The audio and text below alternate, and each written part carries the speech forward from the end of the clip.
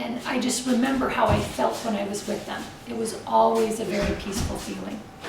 I had a bad habit of sucking my fingers when I was really little. My 2 middle fingers. I sucked them so much that there was an indentation in one of my fingers. And I remember sucking my fingers when I was at Grandma's house and Grandpa pointing out that that was not a very good idea, that it wouldn't, you know. And I remember being frightened by that.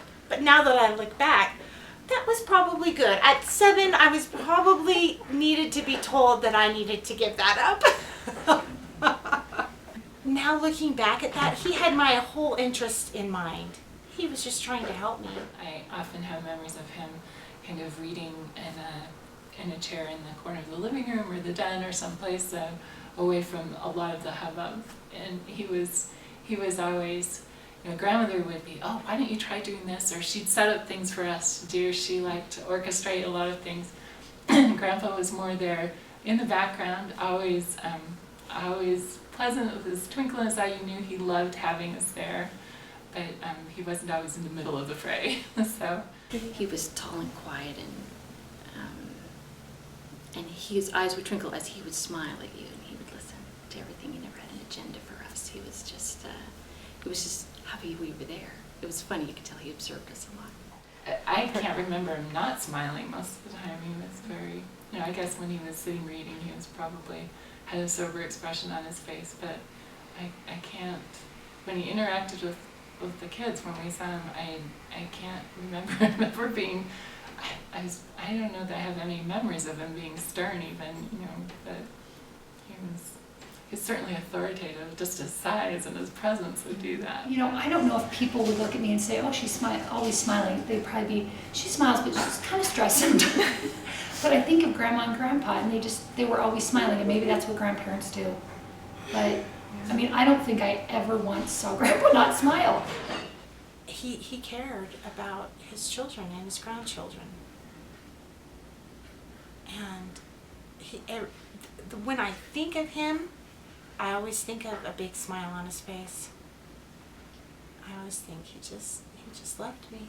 There was a big smile on his face. Her ward was significant. You could walk into her building and feel the feeling of the members there. And you don't always feel that in buildings. The pews were wood, the people were older, but they delighted in spending time together. I remember singing in sacrament meeting in her church, or with my 3 sisters, Alice and Amy. We sang Walk Tall, You're a Daughter of God. And I loved her church because it was an old chapel and it was sloped. Would that be right? So the seats at the top were farther up than the seats at the bottom. I don't know, and it was wooden underneath. I remember well-worn scriptures in the home. I remember seeing them when that summer we stayed. I remember that Grandma and Grandpa always dressed up for church. They were dressed to the nines when they went to church. Grandma took me to see The Sound of Music for the very first time in the movie theater. Very first time. And we loved it. Anyway, I remember Grandma making potato salad, and I would never touch potato salad, but that was the first time I ate potato salad and liked it. So I remember that.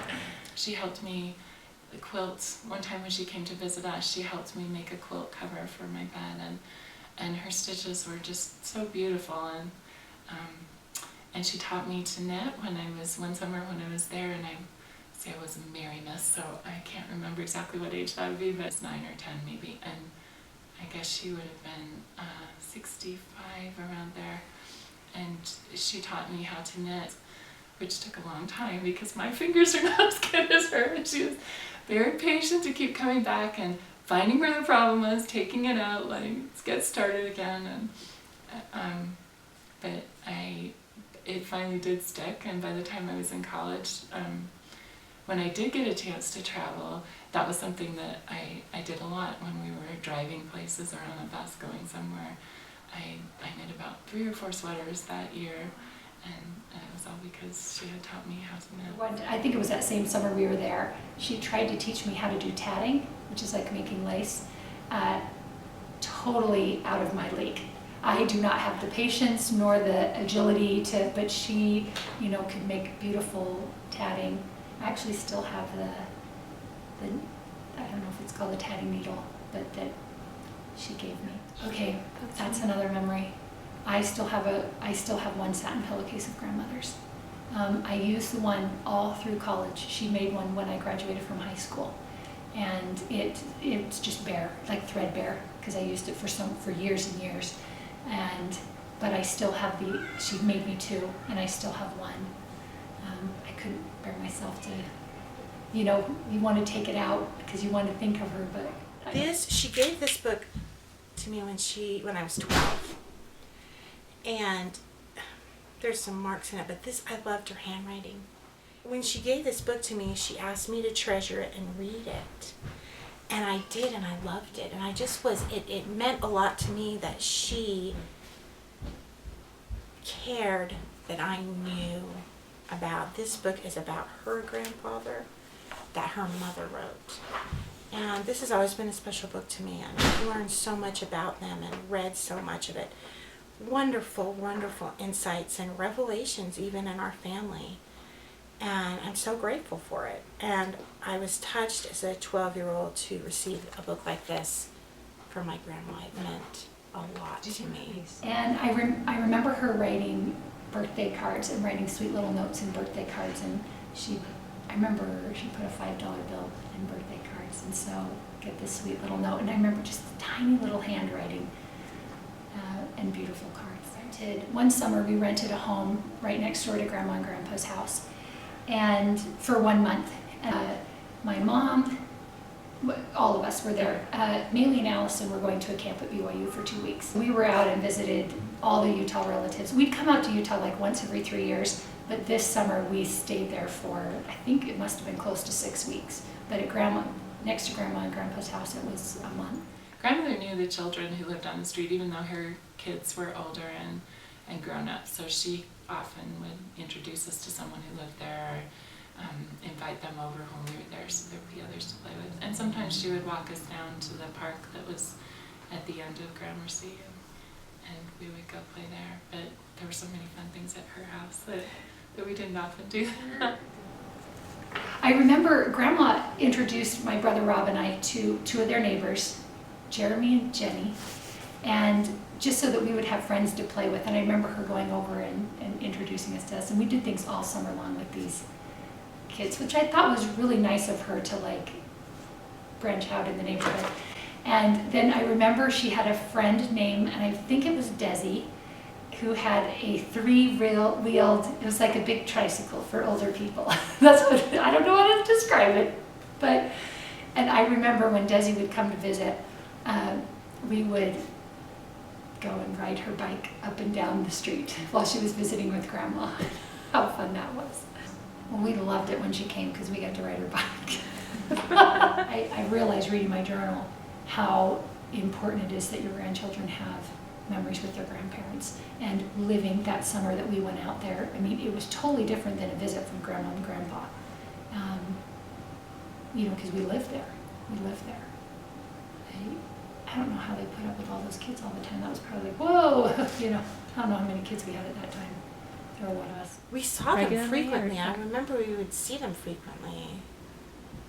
I remember they would come on vacations with us when we went to the beach. I remember them coming for Christmas. And how wonderful it was when they came. And then when I went to college, I would see them on breaks for Thanksgiving. I'd usually spend that with them. Okay, I remember them coming to visit us in Findlay, when we lived in Findlay, Ohio. And what I remember most is they would come and help us with the garden. And we just, you know, had a family home evening, planted the garden. It was a miracle that it all worked out. But when they'd come, all the weeds would be pulled, the garden would be immaculate, because they were true gardeners. I just remember coming out in the backyard in Findlay and seeing Grandma and Grandpa, you know, kneeling over the garden and working in the garden. I mean, I still have that vision of, you know, light shirt, blue pants on Grandpa and his blue hat, and Grandma. I don't remember what Grandma had on, but just working out in the garden.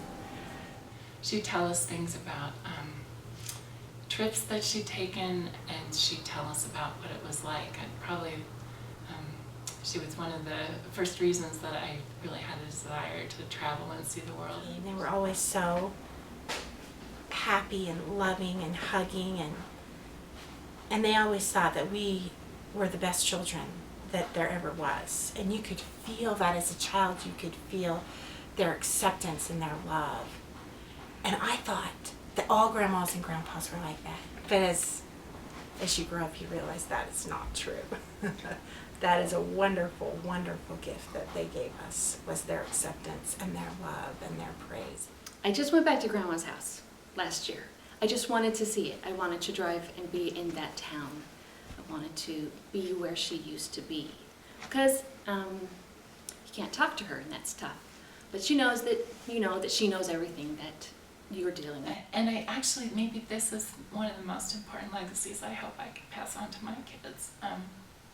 I felt all my life like my mother has just always loved me no matter what. I didn't have to do something to earn her love or her pride in me. She just loved me and had this faith that I could, be good and that I could do good things. And, I really felt that at their house. I think she learned that from them, that ability to just really love people for who they are. I'm sure we did things like destroyed something grandmother cared about or broke something, but I don't remember, traumatic experiences where we just really messed something up at their house. Even when something had gone wrong, I felt like they always really loved us, and it wasn't really dependent on what we did. And I think that's what really gives you the ability to be better and to be good, and having that kind of faith from somebody in who you are lets you become more that kind of good person who really should be trusted and loved. But I think that's probably the most significant thing that they both did.